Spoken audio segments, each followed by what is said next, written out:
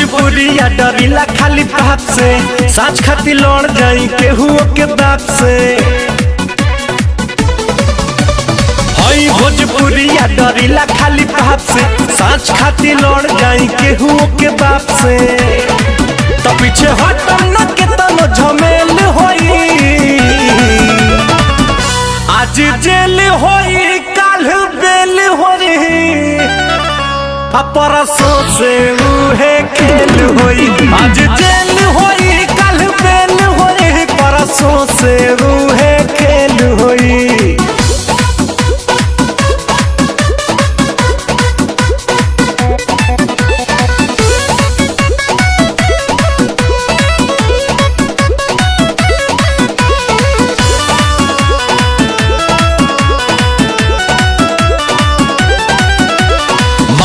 पगरिया अमुहवा में पान बा, पिस्टल कमर में असीना उतान बा।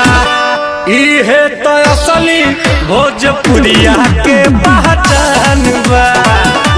इहे तो असली भोजपुरिया के पहचान बा। भारी सौ पाए के अकेल होई,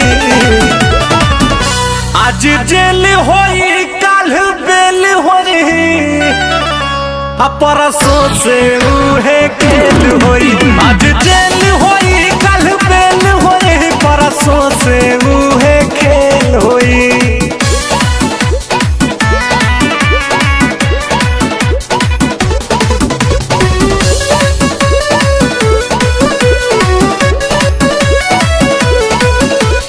पाका हई हम अपना जुबान के, ले हम जान बात आई जान पे।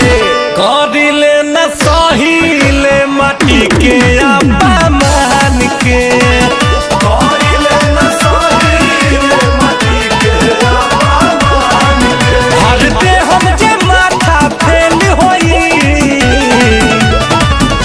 आज जेल होई काल बेल होई, परसों से उहे खेल होई। आज जेल